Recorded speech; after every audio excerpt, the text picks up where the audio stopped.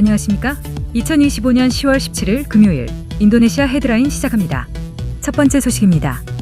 프라보어 수비안토 대통령이 도널드 트럼프 미국 대통령에게 차남 에릭 트럼프를 만나게 해달라고 요청하는 사적인 대화가 공개돼 화제를 모았습니다. 로이터 통신에 따르면 두 정상은 13일 이집트 샤르멜 셰이크에서 열린 가자지구 평화 정상회의 직후 연단 뒤에서 대화를 나누던 중 한 마이크를 통해 이 내용이 외부로 알려졌습니다. 영상에 따르면 프라보어 대통령은 트럼프 대통령에게 에릭을 만날 수 있나라고 물었고 트럼프 대통령은 에릭이 전화하도록 하겠다고 답했습니다.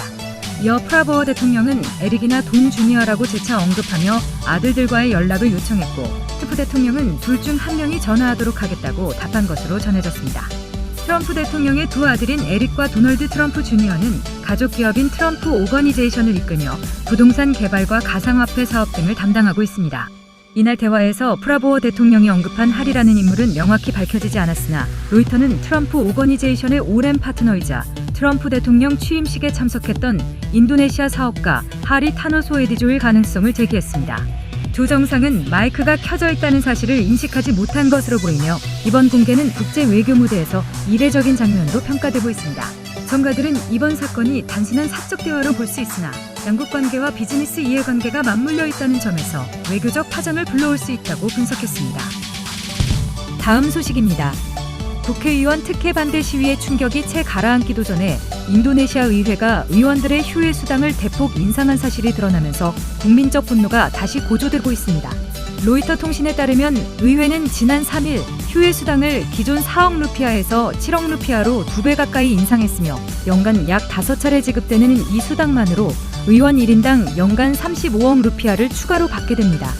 이에 시민사회는 단순한 지역구 활동 지원금이라는 명목을 넘어선 과도한 특혜라는 지적이 제기되고 있습니다. 지난 8월 말 과도한 주택수당과 각종 특권이 알려지며 촉발된 시위는 전국 38개 주 중 32개 주로 확산됐고 이 과정에서 10명 이상이 사망하고 5,000명이 체포되는 유혈 사태로 번졌습니다. 프라보어 대통령이 일부 특혜 폐지와 내각 개편으로 사태를 수습했지만 불과 한 달 만에 다시 불거진 수당 인상 논란으로 민심은 다시 격앙되고 있습니다. 이에 대해 수프미 다스코 아마드 하원의 부의장은 일부 의원이 착오로 과다 지급받은 것일 뿐이며 이미 반환됐다고 해명했습니다. 이어 이번 조정은 물가와 교통비 상승을 반영한 것이고 2019에서 2024년 기준을 최신화한 것일 뿐이라며 재무부 승인을 거쳤으며 의원이 아닌 의회 사무처가 검토한 결정이라고 강조했습니다. 또한 투명성 확보를 위해 오는 11월까지 의원들의 휴회 활동을 공개하는 디지털 보고 시스템을 구축할 계획이라고 밝혔습니다. 그러나 시민사회는 이러한 해명만으로는 국민의 분노를 잠재우기 어렵다고 지적합니다. 전문가들은 지출 내역까지 공개하지 않는 한 투명성은 확보될 수 없다며 강력한 감시를 요구했습니다. 수천만 명이 빈곤에 시달리는 현실에서 반복되는 국회의원 특권 논란은 정치 엘리트와 국민 간 격차를 상징한다는 비판과 함께 이번 셀프 수당 파문이 다시 사회 갈등의 불씨로 번질 수 있다는 우려가 커지고 있습니다. 다음 소식입니다. 인도네시아 주요 노동단체가 내년 최저임금을 올해보다 높은 8.5에서 10% 수준으로 올릴 것을 정부에 요구했습니다. 노동조합 연합체와 노동당은 지난해 헌법재판소 판결을 근거로 최저임금은 물가와 경제 성장률, 생활비를 반영해야 한다며 인플레이션과 성장률을 합산한 수치가 8.5%라고 설명했습니다. 야시에를리 인력장관은 정부가 내년 임금 인상안을 위한 연구와 협의를 진행 중이라며 11월에서 12월 공식 발표 전까지 대통령 지침을 기다려달라고 밝혔습니다. 정부는 올해 최저임금을 6.5% 인상했지만 노동계는 이를 생활임금 기준에 미치지 못한다고 주장하였습니다. 반면 인도네시아 경영자협회는 기존 임금 산정 공식을 유지해야 한다며 신중론을 제기했습니다. 경영자협회는 최저임금은 신규 근로자를 위한 기준점일 뿐이며 노사 간 협상 여지가 남아있어야 한다고 강조했습니다. 또한 지난 10년간 4차례 변경된 임금 산정 방식이 산업 경쟁력에 영향을 줄 수 있다고 경고하며 정부가 공식 변경의 근거를 명확히 제시해야 한다고 촉구했습니다.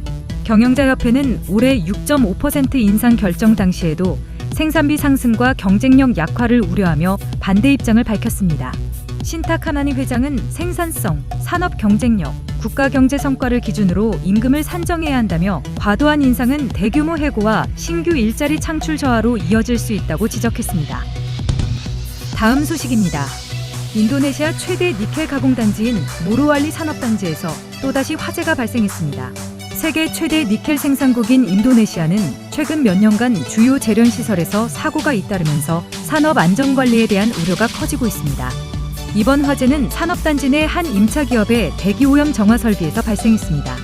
산업단지 대변인은 용접 작업 중 발생한 스파크가 원인일 가능성이 있다며 직원 3명이 경상을 입었고 현재 정확한 원인을 조사 중이라고 밝혔습니다. 이어 이번 화재가 공사 중이던 특정 업체의 설비에서 발생한 것이라며 단지 전체 운영에는 영향이 없고 주요 재련소와 가공시설도 정상 가동 중이라고 설명했습니다. 그러나 산업 전문가들은 반복되는 사고가 근본적인 안전관리 부실에서 비롯된 것이라며 대책 마련이 시급하다고 지적했습니다. 참고로 중부 술라웨시주 모로왈리에 위치한 해당 산업단지는 중국 스촨진천그룹과 청상그룹, 인도네시아 기업이 공동으로 조성한 대규모 산업단지로 니켈 재련과 스테인리스 생산, 배터리 소재 가공의 핵심 거점입니다. 인도네시아는 전 세계 니켈 공급의 절반 이상을 차지하고 있어 잇따른 사고가 글로벌 공급망 안정성에도 영향을 미칠 수 있다는 우려가 나오고 있습니다. 다음 소식입니다. 한국이 인도네시아의 폐기물 발전 프로젝트 참여 의사를 밝히며 양국 간 전략적 협력 강화에 나섰습니다. 김찬우 인도네시아 주재 한국대사관 경제자문위원은 13일 자카르타에서 열린 세미나에서 한국은 폐기물 발전 프로젝트에 큰 관심을 가지고 있으며 탄소 배출권 이전에도 적극적이라고 말했습니다. 한국은 이미 전기차 배터리 개발 등 에너지 전환 분야에서 협력을 확대해왔으며 폐기물 처리 기술에서도 경쟁력을 갖추고 있습니다. 이번 프로젝트는 다난타라 국부펀드가 주도하며 총 33개 지역을 대상으로 단계적으로 추진됩니다. 1단계에서는 자카르타, 수라바야, 발리 등 10개 도시가 우선 대상 지역으로 선정됐으며 192개 국내외 기업이 참여 의사를 밝힐 만큼 관심이 높습니다. 입찰은 11월 초 공개 경쟁 방식으로 시작되며 기술력과 재무 능력, 사업 계획 등을 종합적으로 평가해 파트너를 선정할 예정입니다. 폐기물 발전 프로젝트는 급속한 도시화로 심각해진 폐기물 문제 해결과 청정 에너지 생산이라는 두 가지 목표를 동시에 달성할 수 있는 사업으로 평가받고 있습니다. 폐기물을 소각해 발생한 열을 전기로 전환하며 생산된 전기는 국영전력공사가 구매해 국가전력망에 공급하게 됩니다. 이는 프로젝트 수익성을 보장하고 투자 리스크를 줄이는 역할을 합니다. 전문가들은 이번 협력이 양국 간 녹색 에너지 및 지속가능 발전 분야 협력을 확대하는 계기가 될 것으로 내다보고 있습니다. 특히 한국의 선진 기술력과 풍부한 운영 경험은 인도네시아의 에너지 전환과 탄소 감축 목표 달성에 크게 기여할 것으로 기대되며 양국 협력이 보호무역주의 시대에 중견국 간 새로운 협력 모델로 자리 잡을 것이라는 전망도 나오고 있습니다. 다음 소식입니다. 중국 자본으로 건설된 인도네시아 고속철도 후시가 개통 2년 만에 실적 부진에 빠지면서 인도네시아 정부가 중국과 채무조정 협상에 들어갔습니다. 로산 루슬라니 투자부 장관은 채무 불이행을 피하기 위해 포괄적 개혁을 추진할 것이라며 양국 간 협의가 진행 중이라고 밝혔습니다. 자카르타와 반둥을 연결하는 후시는 동남아시아 최초의 고속철도로 142km 구간을 최고 시속 350km로 주행해 약 40분 만에 도착할 수 있습니다. 후시는 당초 일본의 신칸센 대신 중국 1대1로 제안을 받아들여 건설됐으며 총 사업비 72억 달러 중 75%인 54억 달러를 중국개발은행이 대출했습니다. 하지만 연간 약 1억 1천만 달러 수준으로 추산되는 매출은 이자도 감당하지 못하고 있어 수익성 악화가 심각한 상황입니다. 고속철 운영사의 주요 주주인 인도네시아 철도공사는 채무 문제가 시한폭탄이라며 우려를 표했습니다. 승객수 역시 기대에 크게 못 미치고 있습니다.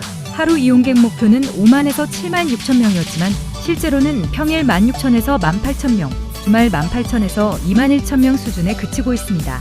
여기 도심에서 떨어져 있고 노선이 짧아 수요 확대가 어려운 것이 주요 원인으로 지적됩니다. 정부는 이용률을 높이기 위해 노선을 제2의 도시 수라바야까지 연장하는 방안을 검토 중이지만 부채 문제가 불거지면서 계획이 불투명한 상황입니다. 전문가들은 고속철의 수익성 확보를 위한 구조 개편과 함께 현실적인 운영 전략이 필요하다고 지적했습니다. 시청해주셔서 감사합니다. 다음 시간에 뵙겠습니다.